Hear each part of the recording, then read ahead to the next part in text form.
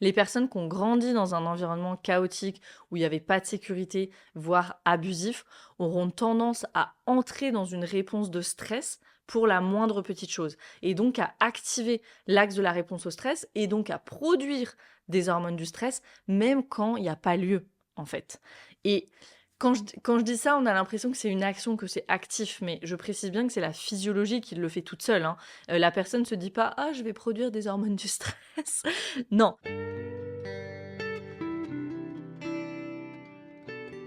Bienvenue dans Pas de soucis, le podcast pour se libérer de l'anxiété avec Camille Thomas. Je suis Camille et avant d'être coach de santé, j'ai été une grande anxieuse. Je me suis libérée de l'anxiété le jour où j'ai compris que ce n'était pas dans ma tête. Pas de soucis, c'est le podcast pour celles et ceux qui sont fatigués par tout ce qu'ils ont essayé et qui savent qu'ils ont le pouvoir de guérir de l'anxiété naturellement. Alors si tu veux vivre sans anxiété et que tu as l'intuition qu'on ne t'a pas tout dit, ce podcast est pour toi. Je te retrouve tous les lundis pour explorer les pistes qui te permettront d'accéder au calme à l'intérieur de toi. Bienvenue dans le deuxième épisode de notre série sur le trauma développemental.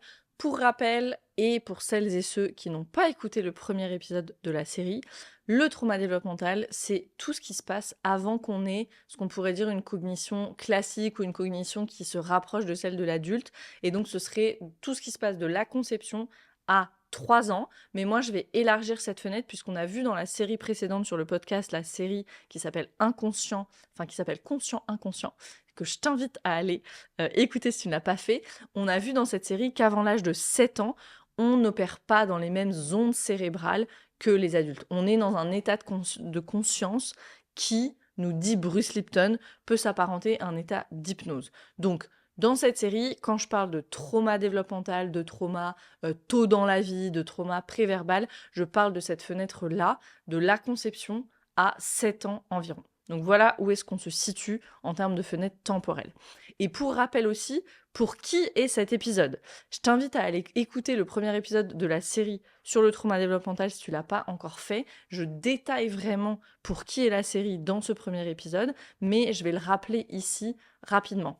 Si tu expérimentes de l'hypervigilance, de l'anxiété, ce qu'on appelle des syndromes, intestin irritable, fibromyalgie, douleurs chroniques, etc. Des symptômes physiques inexpliqués, okay, des addictions. Si tu es plus ou moins tout le temps activé et que ça te rend irritable, agressif, agressive. Si tu remplis ta vie de distractions pour pas aller voir au fond de toi parce que tu sais que ce serait trop. Peut-être que tu as des souvenirs d'enfance fragmentés, plutôt sous forme de flash, ou que tu n'as pas de souvenirs du tout. Si tu as une faible estime de toi, que tu penses que c'est toujours de ta faute, si tu as un sentiment général de « il y a quelque chose qui va pas », mais sans arriver à mettre le doigt dessus, si tu te reconnais dans cette liste, tu es au bon endroit. C'est certainement qu'il y a quelque chose au niveau préverbal, développemental. Dans cet épisode, j'aimerais parler de ce qui se passe quand des traumatismes surviennent dans cette fenêtre de temps qui est celle de l'enfance et même avant, puisqu'on parle, pour rappel, de notre conception à environ l'âge de 7 ans. Et je vais partir à nouveau d'un passage du livre Nurturing Resilience, qui est un livre que je recommande absolument, qui n'est pas traduit en français malheureusement. C'est le livre de Katie Kane et Steve Turrell. Je vais partir de ce passage parce qu'il résume vraiment tout. Donc qu'est-ce que les auteurs nous disent ? Ils nous disent « Le critère le plus couramment utilisé pour différencier le traumatisme développemental du traumatisme de choc, ou le terme plus largement utilisé de traumatisme psychologique, est que le traumatisme développemental se produit au cours des 3 premières années de la vie. Toutefois, certains chercheurs et cliniciens étendent cette période aux 4 ou 5 premières années de la vie. Les expériences que l'on pourrait qualifier de traumatisantes sont aussi celles qui peuvent perturber le développement dans son ensemble. Donc ce qu'ils nous disent ici, c'est que voilà, des traumatismes qui pourraient être considérés des traumas de choc, il y a des choses qui nous arrivent et c'est des chocs, mais dans cette période-là, entre notre conception, et donc moi j'ai dit 7 ans, et ici ils disent voilà 5 ou 6 ans, ça affecte notre développement, donc ça rentre dans la catégorie finalement du trauma développemental. Okay. Donc je continue, ils nous disent « Par exemple, la recherche montre qu'un enfant qui a subi de graves abus au sein de son foyer aura probablement un cerveau plus petit, un développement moteur ralenti et un QI plus faible qu'un enfant qui a bénéficié d'un environnement familial sain. Un enfant de 5 ans ayant subi un traumatisme important présentera souvent des retards de développement suffisants pour fonctionner comme un enfant plus jeune. La source la plus courante de traumatisme développemental est assez simple. Lorsque nous étions jeunes, de mauvaises choses se sont produites et les personnes qui auraient dû être là pour nous aider et s'occuper de nous ne sont pas venues à notre secours et ou ne nous ont pas aidés à gérer la situation. Donc ça, c'est le traumatisme développemental. On l'a vu dans le premier épisode de la série, encore une fois que je t'invite à aller écouter si tu ne l'as pas encore fait. Et donc maintenant, c'est quoi les conséquences de ça? C'est quoi les conséquences du traumatisme développemental? Première conséquence. Qu'est-ce qui se passe dans un système qui n'a pas reçu de secours, de soutien alors qu'il en avait besoin? Les études le montrent, des modifications structurelles au niveau du cerveau, donc littéralement des parties du cerveau qui ne se développent pas comme elles devraient. Ça, c'est une première conséquence. Et également des modifications dans la fonction de ces parties du cerveau. La plupart des études, elles portent sur le cortex préfrontal, l'amygdale et l'hippocampe, dont les fonctions sont altérées par l'activation chronique ou répétée de l'axe hypothalamo-hypophyso-surrénalien, l'axe HHS. Et c'est quoi cet axe HHS? C'est une voie de communication dans notre organisme qui s'active quand nous sommes en proie au stress. Donc c'est la première conséquence, le cerveau des personnes ayant traversé du traumatisme développemental ne se développe pas de la même façon qu'une personne ayant grandi dans un environnement sûr, fiable, safe. Deuxième conséquence, on constate une altération de l'axe hypothalamo-hypophyso-surrénalien, notre fameux axe HHS, qui est, on pourrait dire, l'axe de la réponse au stress, pour faire simple. Les personnes qui ont grandi dans un environnement chaotique, où il n'y avait pas de sécurité, voire abusif, auront tendance à entrer dans une réponse de stress pour la moindre petite chose, et donc à activer l'axe de la réponse au stress, et donc à produire des hormones du stress, même quand il n'y a pas lieu, en fait. Et quand je dis ça, on a l'impression que c'est une action, que c'est actif, mais je précise bien que c'est la physiologie qui le fait toute seule. La personne ne se dit pas « Ah, je vais produire des hormones du stress ». Non, sa physiologie, elle a appris à faire face à tout ce qui arrive, à tout, même le plus petit des challenges, à toutes les petites activations, mais activations pas dans le sens négatif, juste voilà, quelque chose qui vient activer notre système, en faisant ça, en faisant appel à l'axe de la réponse au stress. Même un petit challenge qui est pas forcément source de danger, je sais pas, par exemple un imprévu dans la journée, quelqu'un qui fait une remarque, la désapprobation de quelqu'un, une deadline un peu serrée, tout ça est géré par la physiologie en produisant les hormones du stress. Pourquoi? Parce que c'est une physiologie qui n'a pas appris à revenir vers la sécurité et à y rester même quand notre système il est sollicité. Ça, c'est ce qu'on appelle la neurobiologie du stress. Ils en parlent très bien, Steve et Katie, dans le livre, cette neurobiologie du stress. Mais voilà, c'est vraiment parce que là, par exemple, moi, je suis en train de parler, donc j'active mon état sympathique, j'active l'action, mon système, il est sollicité là. Mais c'est pas pour ça que je libère les hormones du stress. Okay, c'est vraiment cette différence. Et quand il y a eu trauma développemental, la physiologie de la personne utilise les hormones du stress, déclenche la libération d'hormones du stress pour absolument tout.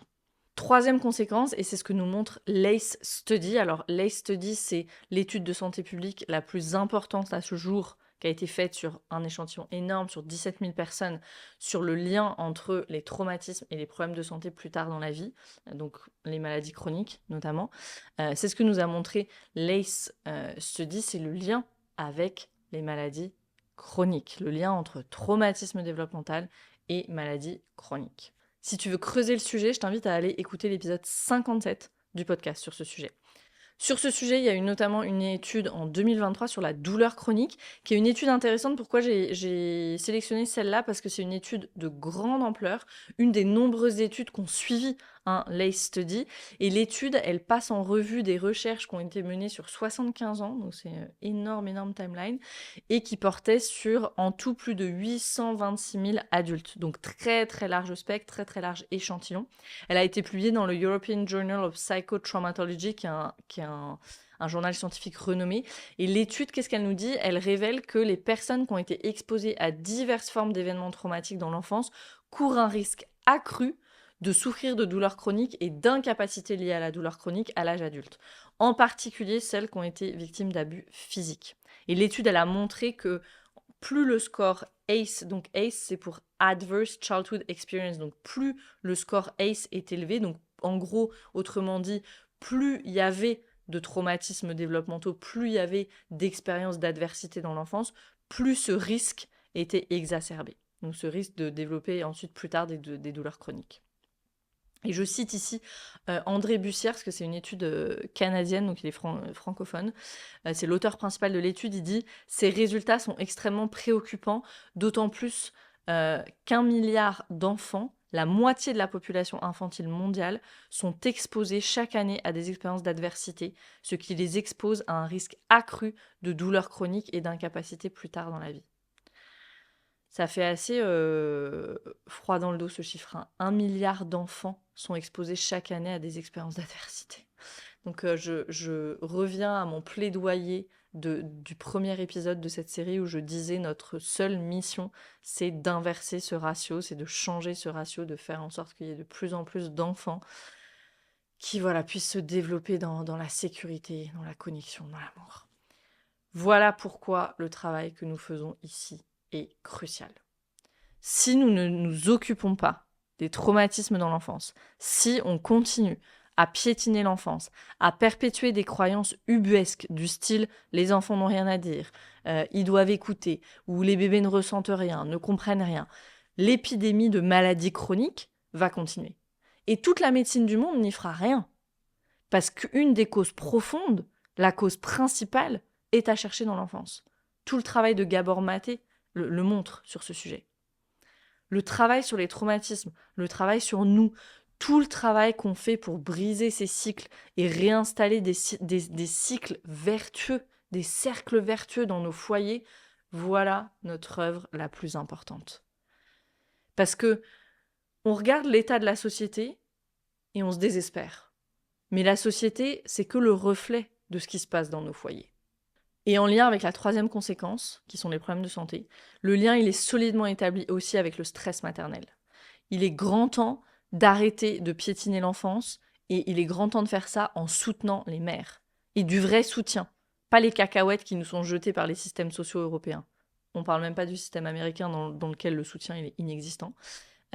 Ce soutien, il passe par des réformes au niveau des pays et peut-être avant tout par un changement de mentalité. Parce que les réformes, elles ne vont faire que suivre un changement de mentalité. Et c'est de notre responsabilité à tous. Chaque personne qui a une femme enceinte dans son entourage devrait se sentir responsable d'apporter tout le soutien qu'il lui est possible d'apporter. Dans les pays orientaux, c'est encore beaucoup plus comme ça que chez nous. Tous les adultes se sentent responsables de tous les enfants. Et je crois qu'on doit restaurer, se reconnecter à une forme de mentalité proche de celle-là. On est tous et toutes responsables. Un petit peu, vous savez, comme dans les pubs sur l'alcool au volant, là. Tous et toutes responsables. Exactement. Or, malheureusement, en Occident, chez nous, c'est le chacun pour soi et le chacun chez soi qui sont de mise. On veut être discret. Mais soutenant et aidant, c'est mieux que discret pendant la grossesse et le postpartum. Voilà pourquoi, et je cite Katie Kane et Steve Turrell, ici encore, qui s'appuient sur les travaux de Bruce Perry. Bruce Perry, c'est le psychiatre américain. C'est un psychiatre américain. Il est chercheur principal à la Child Trauma Academy de Houston. Et c'est très certainement la personne qui a fait le plus de recherches sur la période in utero. Donc, je cite, c'est page 46 du livre.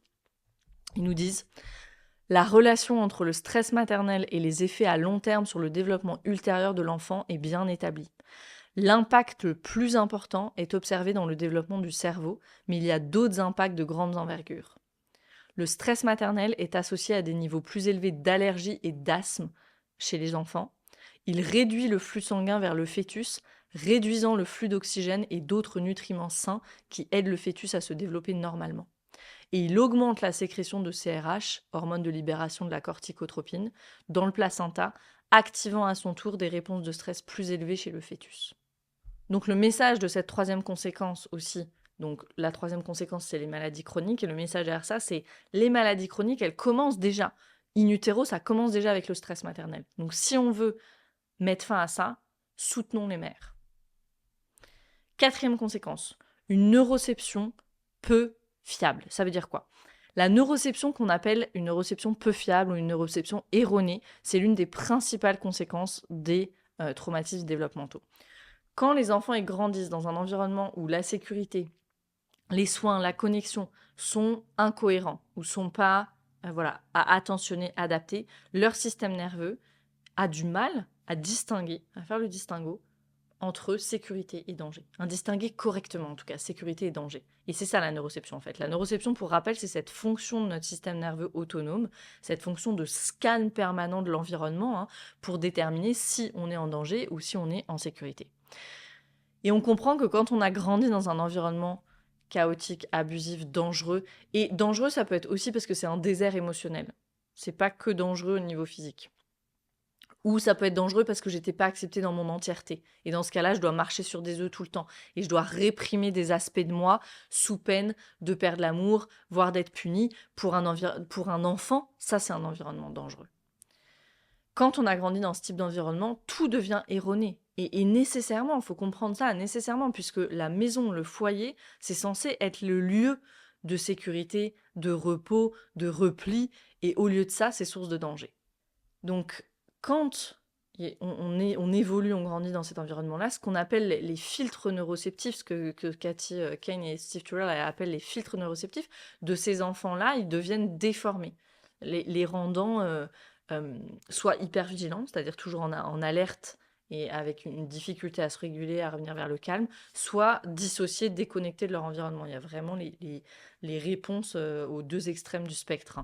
Et voilà, pour illustrer ça, par exemple, un enfant, il peut être très agité, incapable de se calmer, constamment, et ça dénote quoi? Ça dénote constamment à l'affût d'un danger potentiel, en fait. Il peut se montrer peut-être agressif, avoir du mal à se concentrer en classe, sembler résistant aussi quand on essaie de lui faire comprendre que, bah voilà, c'est pas ok d'agresser ses camarades, etc., ou qu'il doit pas se comporter comme ça. En réalité, son système nerveux, il est submergé, c'est trop. Et le système nerveux, il est tellement submergé que ça l'empêche même d'entendre correctement, de traiter correctement les informations via ses sens, via ses 5 sens. Il peut même pas traiter correctement la voix de l'enseignant, peut-être qu'il lui dit quelque chose au milieu du brouhaha ambiant. Parce que on sait que quand on est en sympathique, on va entendre plus les sons graves et les sons aigus. Donc littéralement, ça affecte nos sens. Okay, et après, ce comportement-là, ou ce qui dénote un mal-être, ce mal-être-là, il est mal interprété. Il est interprété comme de l'insolence, par exemple. Oh, il m'écoute pas, ou quelque chose comme ça. Et ça renforce le cercle vicieux de je suis étiqueté comme l'enfant à problème. Ce qui fait que accentuer la dérégulation qui était déjà là, le sentiment d'isolement, d'être bizarre, la honte, etc. Et ça, ça devient ce qu'on appelle en anglais, c'est une super bonne expression, cette self-fulfilling prophecy. Et en anglais, c'est ce destin qui s'auto-réalise, qui se réalise malgré lui, en fait. Et puis, on peut avoir l'autre cas de figure, un autre enfant peut-être dans la même classe qui réagit complètement différemment. Lui, il n'est pas agité, il peut rester très silencieux à sa table, sembler attentif, alors qu'en réalité, il est dissocié, il est déconnecté, il est engourdi, anesthésié. Peut-être un enfant qui va éviter les interactions sociales, manger seul à la cantine, se sentir submergé intérieurement, en fait, même si c'est pas visible à l'extérieur. Et même si un enfant, plutôt que dans cette réponse-là, sera pas étiqueté comme un enfant à problème ou un élément perturbateur. Alors ça, c'est vraiment cette expression, élément perturbateur. On a tous eu ça dans nos classes, my God. L'état du système nerveux de cet enfant-là, il n'est pas nécessairement mieux. Son système nerveux, il est en état de stress. Ça affecte son engagement social, ça affecte son apprentissage. Ça va souvent être les enfants aussi pour lesquels on dira « Ah, mais je comprends pas ». Il ou elle écoute en classe, il ou elle fait ses devoirs, il ou elle semble bien suivre et tout ça, mais quand il y a des évaluations, il ou elle n'y arrive pas, comme si il ou elle oubliait tout. Parce que c'est le cas. Un enfant qui se sent constamment en danger, il a une capacité d'apprentissage qui est réduite, qui est réduite à peau de chagrin, en fait. Je me souviens, ma cousine qui me racontait ça, qui me disait, elle a un certain âge maintenant, mais elle me disait, voilà, elle a vraiment une histoire de très violente, extrêmement violente dans l'enfance et tout ça. Et elle me disait, j'apprenais, puis c'est comme si je ne retenais rien. Et c'est exactement ça. Il y a des adultes aujourd'hui qui me partagent cette expérience. Dans Rise, j'ai toujours des personnes qui me disent, c'est comme si j'avais pas de mémoire, c'est comme si j'étais une vraie passoire. Ça peut venir de là, ça peut venir de très très tôt dans la vie. Donc voilà, ces enfants, ils illustrent là deux manifestations différentes du même problème sous-jacent. C'est un système nerveux qui a du mal à interpréter correctement ce qui tient de la sécurité et ce qui tient de la menace. Leur système neuroceptif, ils ont été façonnés par des expériences précoce de sécurité qui est pas stable, en fait, qui est pas fiable, quelque chose d'instable, qui les amène à réagir de manière excessive, en fait, à un danger qui est perçu. Encore une fois, le système nerveux, il fait pas la différence entre un danger réel ou un danger perçu. Donc ils vont, voilà, réagir peut-être, par l'agressivité ou en se repliant sur eux-mêmes, au contraire. Et ces schémas, et l'ennui, c'est que ces schémas, ils perdurent à l'âge adulte. Et ça entraîne des mauvaises interprétations dans plein de situations. Des personnes qui vont se sentir en danger, même dans des environnements complètement neutres et qui sont safe, alors que d'autres personnes, euh, au contraire, vont pas capter des signaux de vrai danger, de menaces réelles. Ça, c'est les personnes qui disent ensuite: ah, j'aurais dû sentir que c'était une arnaque, ou j'aurais dû sentir que cette personne, elle était pas bien intentionnée. Et quand la personne va raconter ça à une autre personne, l'autre personne, elle lui dit: ah bah oui, enfin, il y avait tous les signes, ça semble évident. Mais cette personne, dans le moment, elle sent pas. Ou au contraire, les personnes qui voient le mal partout, parce qu'elles se méfient du monde de façon générale, leur système, il est en hypervigilance. Que ce soit l'un ou l'autre des cas de figure, c'est difficile parce que c'est encore une fois une question de pas bien discerner menace et sécurité. Ça peut créer, voilà, des difficultés relationnelles, ça peut créer des problèmes dans des situations de vie qui pourraient être très fluides, en fait, simplement parce que ces personnes, elles savent jamais sur quel pied danser, elles savent jamais si elles sont en sécurité ou si elles sont en danger. Et ici, je veux vraiment bien préciser que ce processus, la neuroception, hein, ne relève pas de la conscience. Mais ça relève d'un conditionnement profond du système nerveux, développé au fil du temps en réponse à nos expériences précoces, à ce qui nous est arrivé dans l'enfance, pour le dire de façon simple. L'amygdale et l'hippocampe, qui nous aident, hein, qui sont les parties du cerveau qui nous aident à évaluer les nouvelles expériences en fonction de nos souvenirs passés, deviennent, on peut dire, pas très performants, biaisés en fait envers la détection du danger, et ça crée dans notre cerveau ce que Steve Turrell et Kathy Kane appellent des danger maps, en fait, hein, des cartes du danger, au lieu d'une bonne perception de ok, ça c'est la sécurité, ça c'est la menace, good. Donc ça, c'est à l'extérieur de soi, dans l'environnement, ce que capte notre système nerveux. Et on retrouve un phénomène similaire à l'intérieur de soi, qui si tu m'écoutes, va te parler, si tu es quelqu'un qui est hyper vigilant ou hyper vigilante à ses sensations. Donc ça, c'est la 5e conséquence, c'est une interoception, cette fois-ci, erronée. Donc l'interoception, c'est quoi? C'est la capacité à percevoir et à interpréter les signaux internes du corps, cette fois. Et cette interoception, elle est souvent perturbée chez les personnes qui ont traversé, qui ont dans leur expérience du traumatisme développemental. Les études montrent que les personnes qui souffrent d'anxiété et les personnes ayant un passé traumatique ont tendance à avoir cette sensibilité interoceptive, donc cette sensibilité dans l'interoception, hein, dans le captage de leurs signaux internes, une sensibilité accrue, c'est-à-dire qu'elles sont hyper conscientes de leurs moindres sensations corporelles. Okay. Mais le truc, et ça c'est le point important, parce qu'on pourrait dire, bah c'est bien d'avoir une grande conscience de ces sensations, je suis connectée à mon corps, non? Le point important, c'est qu'au lieu d'apporter de la clarté, cette hypersensibilité, c'est comme si elle amplifiait tous les signaux corporels et ça crée du bruit interne, en fait. C'est une sorte de brouhaha, et les perceptions que la personne a, elles sont inexactes, en fait. La perception de ses états internes est inexacte. Et donc, ça fait quoi? Ça fait que le cerveau, il travaille davantage, il travaille dans le vide, entre guillemets, pour donner du sens à ces sensations, et ça mène à la suranalyse, à une mauvaise interprétation. Et si tu es dans ce cas, ça va te parler, ce que je dis là. Ça mène à un cycle qui s'autocultive, hein, finalement, où les sensations corporelles et les pensées anxieuses qui sont générées s'alimentent mutuellement. Sensation, pensée anxieuse, et on est dans ce cycle-là. Au contraire, un exemple très simple d'interoception saine, cette fois, c'est la sensation, par exemple, de la vessie qui se remplit. Okay, et la compréhension que, ok, je vais bientôt devoir aller aux toilettes. Ce processus, ça, c'est une interaction complètement naturelle entre ma physiologie, mon comportement et ma régulation émotionnelle. Je sens quelque chose dans ma physiologie, mon comportement, ça va être je vais aux toilettes et je reste régulé dans l'expérience. Okay.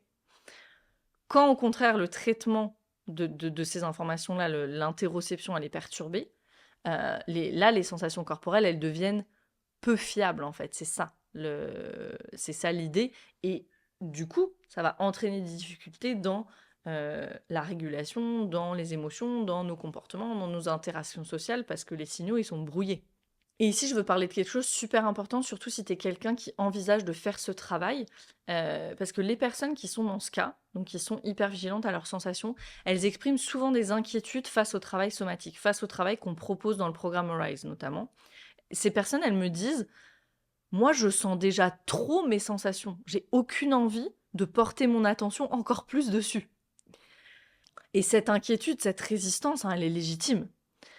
Mais ce qui est important à comprendre ici, c'est que ce qu'on va faire avec le travail somatique, c'est qu'on va récupérer cette différenciation saine, qui n'est pas ou qui n'est plus à l'œuvre dans le système d'une personne qui a une expérience de trauma développemental et qui du coup a développé cette hypervigilance des sensations. Ce qu'on va faire, c'est qu'on va repartir de la base, de sensations qui sont pas menaçantes. Juste par exemple, ok, j'ai mon verre d'eau là et je vais sentir que j'ai soif. Donc tout va bien, genre j'ai soif et j'ai le verre d'eau qui est là, quoi. Je vais sentir un peu le froid sur la paume de ma main quand je vais prendre quelque chose dans mon frigo, parce que les choses dans mon frigo, elles sont froides, ok? Donc je vais sentir le contact avec le froid, etc.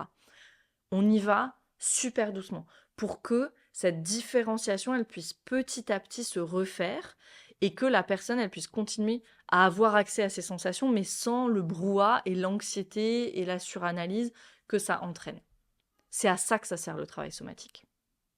Donc je voulais vraiment adresser ce point parce que si t'es une personne qui dit ah j'aimerais bien faire ce travail, c'est intéressant ce qu'elle raconte Camille sur le podcast et puis tiens il y a son programme Arise, mais j'ai cette inquiétude là, je veux vraiment bien faire cette différence là justement, c'est là-dessus qu'on va travailler, c'est sur la différenciation, c'est très important.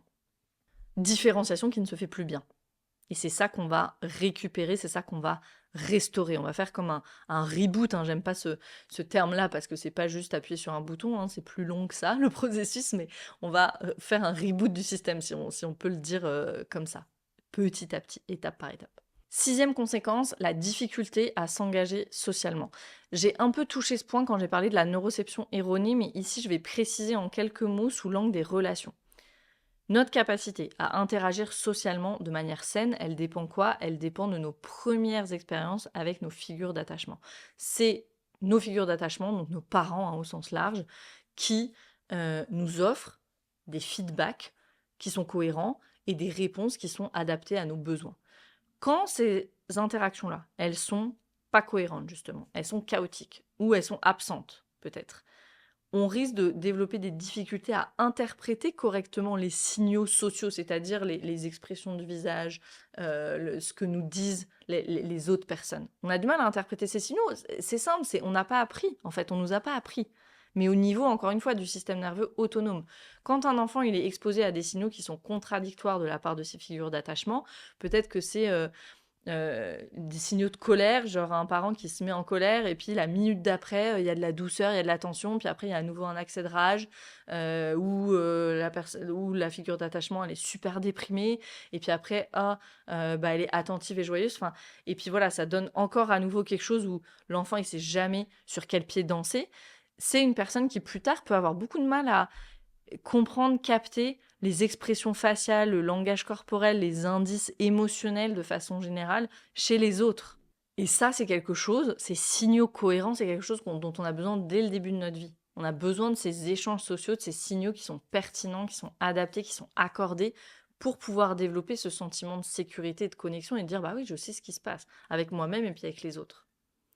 Et il y a des études qui montrent que quand un nourrisson, un tout petit enfant reçoit pas ça, euh, et on le voit avec un bébé, il va commencer à intensifier ses efforts de communication, il va s'agiter, et puis finalement, il y a cet effondrement parce que, encore une fois, le système, il peut pas maintenir cette réponse sympathique pendant trop longtemps, qui consomme énormément d'énergie, et donc, hop, le système va aller en conservation d'énergie. Et ici, ça c'est problématique plus tard dans la vie parce que plus on grandit, plus les interactions sociales elles deviennent complexes. Avec un bébé, voilà, on rigole, on fait un sourire, mais après ça devient quand même de plus en plus complexe les relations sociales.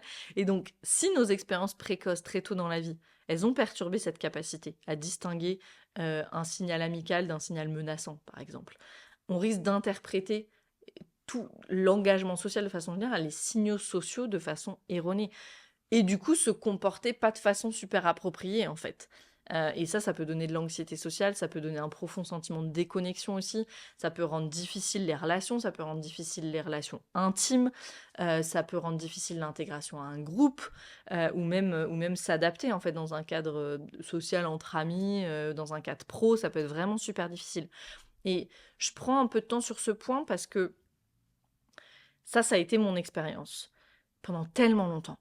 Je disais toujours que j'avais le sentiment d'être une alien.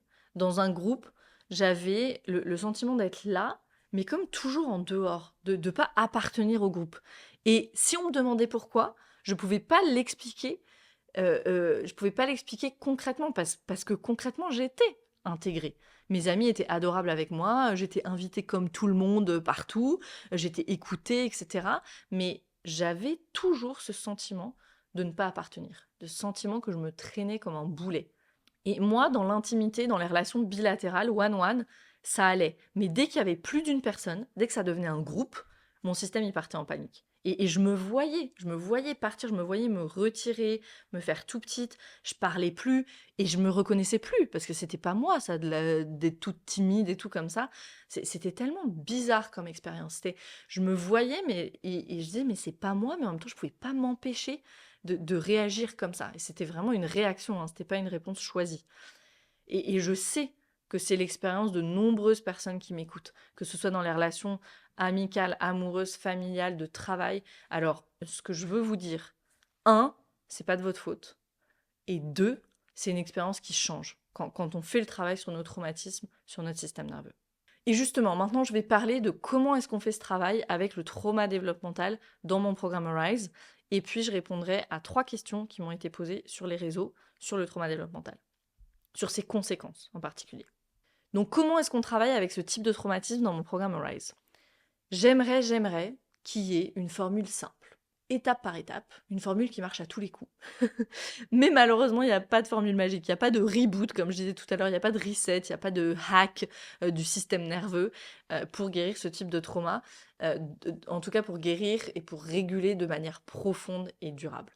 Souvent, je dis aux personnes, c'est des choses qui se sont installées sur des années, on va pas, en une semaine, hop, tout effacer et puis on recommence. Parce que la réalité, c'est qu'il s'agit de construire, de reconstruire en fait, parce que souvent elles n'ont pas été construites ou mal.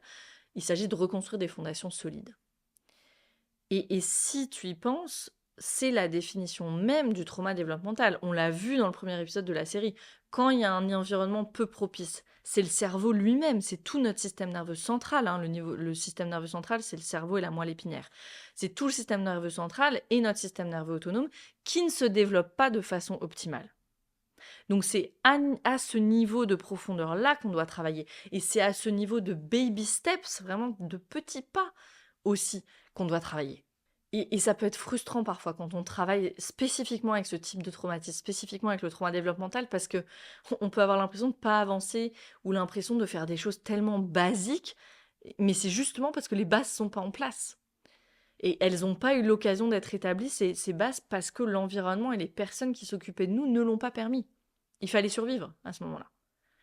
Donc, qu'est-ce qu'on va faire ensemble dans le programme ?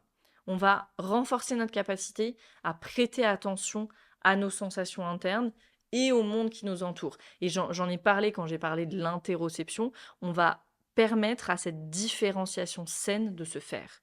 Et petit à petit, on va séparer les sensations et la peur des sensations pour pouvoir être avec ce qui est dans notre corps en restant ancré dans notre sécurité.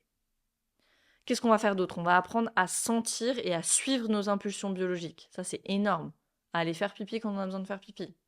Je dis toujours, on commence là, et puis après, on va plus loin. Mais c'est énorme, ça, déjà. Et ce qu'on va faire aussi, c'est qu'on va comprendre comment les différentes branches de notre système nerveux et de notre physiologie, et particulièrement de notre physiologie de survie, elles travaillent ensemble pour assurer notre sécurité. Et ça, c'est entre autres, pas que, mais entre autres, les concepts de la théorie polyvagale alimentés par une solide connaissance de la façon de travailler avec les traumatismes. Ça, c'est le côté théorique qui est essentiel à avoir pour pouvoir accompagner le travail somatique dans le corps. L'un n'exclut pas l'autre. Le travail théorique n'exclut pas le travail somatique, ni le contraire. Au contraire. C'est complémentaire. On a absolument besoin des deux. Et bien sûr, on fait aussi plein d'autres choses comme travailler à la libération des empreintes de honte toxiques, à la récupération de la colère saine, au fait de pouvoir poser ses limites. Mais ce par quoi on commence et qui est essentiel quand on a une expérience de trauma développemental, et aujourd'hui c'est le cas de la plupart d'entre nous, ce sont ces éléments-là. Si on a ces éléments-là en place, le reste va se faire tout seul. Ou en tout cas, le reste va se faire de façon vraiment incarnée, efficace et donc pleinement intégrée. Et donc de façon profonde et durable. Parce qu'on est là pour réguler notre système nerveux et puis guérir de nos traumatismes de façon profonde et durable. C'est ça qu'on fait. On n'est pas en train de mettre des pansements. Dans le programme Arise, on est là pour aller s'engager sur le chemin de la régulation et connaître cette régulation de façon profonde et durable dans notre système nerveux autonome. Je termine maintenant avec 3 questions qui m'ont été posées sur les réseaux sociaux sur les conséquences du trauma développemental. Première question. Comment guérir quand il n'y a aucun point d'appui, aucune mémoire? Comment travailler avec le trauma développemental ou même le trauma préverbal quand on n'a pas de souvenir? C'est complètement possible de travailler au niveau du système nerveux, même sans souvenir de son enfance. Parce qu'en réalité, quand on dit qu'on n'a pas de souvenir, ce qu'on veut dire, c'est qu'on n'a pas de souvenir explicite. Mais les événements, ils sont restés coincés dans ce qu'on appelle la mémoire procédurale. Et la mémoire procédurale, c'est un type de mémoire implicite. C'est la mémoire du corps. Peter Levine, il en parle dans son livre Trauma et mémoire, qui est traduit en français. Si ça t'intéresse, Peter Levine, il en parle très bien dans son livre qui s'appelle Trauma et mémoire et qui est traduit en français.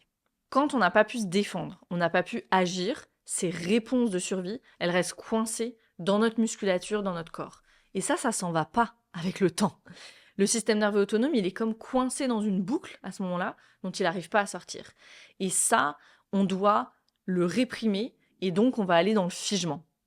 Et ça, c'est quelque chose qui demande énormément d'énergie et qu'on ne peut pas maintenir sur le long terme, et donc on doit le réprimer, et donc qu'est-ce qu'on va faire pour ça? On va aller dans ce qu'on appelle le figement. Bref, ce que je veux expliquer avec ça, c'est que la mémoire, elle est là, elle est dans le corps. Donc ce qu'on va faire, c'est qu'on va travailler avec la mémoire implicite. Et c'est ce qu'on apprend à faire dans notre programme Arise, on va récupérer l'entièreté de notre expérience. Et une sous-question de cette question, ici peut-être, je sens peut-être dans cette question, peut y avoir une autre inquiétude, qui est celle-là. Et si tous mes souvenirs remontent à la surface d'un coup? Peut-être que ça sera le cas, peut-être pas. En tout cas, s'il y a des souvenirs qui remontent, ça sera ok, parce que ce que tu auras fait, c'est que tu auras augmenté ta capacité, tu auras appris à contenir l'expérience. Tu vas ressentir l'énergie de survie associée à ce souvenir qui remonte. Mais quand tu as les concepts, quand tu as fait le travail, déjà tu sais ce qui se passe. Et ça, c'est énorme parce qu'il y a moins de risques d'y attacher de la peur. Et oui, va peut-être y avoir du chagrin, des larmes, de la colère, quelque chose d'intense, mais tu sais que c'est prêt à sortir à ce moment-là et donc que tu es en train de guérir. Quand tu as entraîné ta capacité à rester et à être avec le bon et le moins bon dans ton corps, à rester orienté dans l'environnement, tout se passe de façon fluide. Toute cette toxicité, ces traumatismes, ces réponses de survie, toute cette toxicité, tout peut enfin sortir de ton système. Et c'est exactement ce qu'on apprend à faire dans le programme Arise. Deuxième question, quelles sont les conséquences d'une hospitalisation à 1 mois? Alors ici, je vais élargir la question à la césarienne, à toutes les interventions chirurgicales précoces qui ont dû être faites sur un bébé pour lui sauver la vie. Et la conséquence, c'est ce dont on vient de parler, c'est-à-dire le système qui va en hypervigilance. Imagine une opération pour un bébé d'1 mois. Et même si c'est pour lui sauver la vie, pour lui, ça en reste pas moins traumatique. Même chose pour une expérience de naissance traumatique. Le système, à ce moment-là, il va en activation sympathique, et sûrement, il réalise qu'il n'y a personne qui va venir pour le sauver, et donc, il tombe dans le figement. Okay.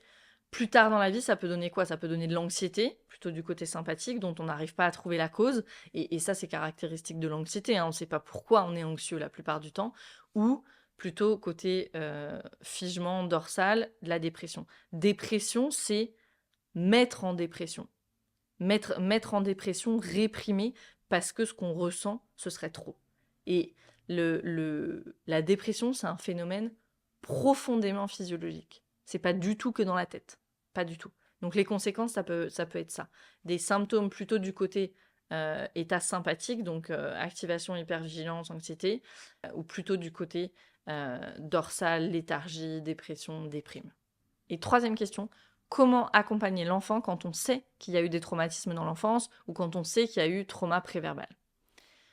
Ici, ma réponse, elle est toujours la même, faire le travail sur soi d'abord. Et je sais que c'est pas satisfaisant comme réponse, et que quand un enfant est anxieux ou quand un bébé pleure, on aime mieux continuer à regarder l'enfant ou continuer à regarder le bébé, et c'est presque contre-intuitif de se regarder soi dans le miroir à ce moment-là, mais c'est la meilleure chose à faire. Après, il y a des modalités très intéressantes comme la méthode Feldenkrais, par exemple, pour les enfants, et plein de façons de tourner des pratiques somatiques au jeu aussi. Mais moi, personnellement, c'est pas le travail que je propose. Le travail que je propose, il est destiné aux adultes avec un cortex préfrontal complètement formé. Donc ma réponse principale, elle est, si tu veux aider ton enfant, fais-toi le travail. Parce que ça va nécessairement changer la dynamique. Entre l'enfant et soi, c'est une relation. Donc s'il y a un des éléments de la relation qui change, la dynamique change. C'est scientifique, logique, mathématique. Bowen, c'est un thérapeute qui a beaucoup étudié ce qu'il appelle les systèmes familiaux et les dynamiques familiales. Et lui, il disait ça. Il disait s'il y a un élément dans la famille qui change, toutes les dynamiques changent. Voilà pour cet épisode sur les conséquences du trauma développemental et comment travailler avec ce type de traumatisme. Je te retrouve très bientôt pour le 3e et dernier épisode de cette série dans lequel on parlera grossesse, accouchement, postpartum. Ça sera un épisode un petit peu plus personnel dans lequel je raconterai mon expérience. Comme toujours, partage cet épisode à une personne qui a besoin d'entendre ces informations. Si tu as pensé à des personnes en m'écoutant parler, tu as entendu un passage et tu m'as dit « Ah, ça me fait penser à Marie, à Charlotte » ou nanana, s'il te plaît, envoie-leur l'épisode. Après, ce que fait la personne de l'épisode, c'est pas ton histoire, mais au moins, tu auras fait ta part. Merci encore et encore pour ta confiance renouvelée et à très vite pour un nouvel épisode.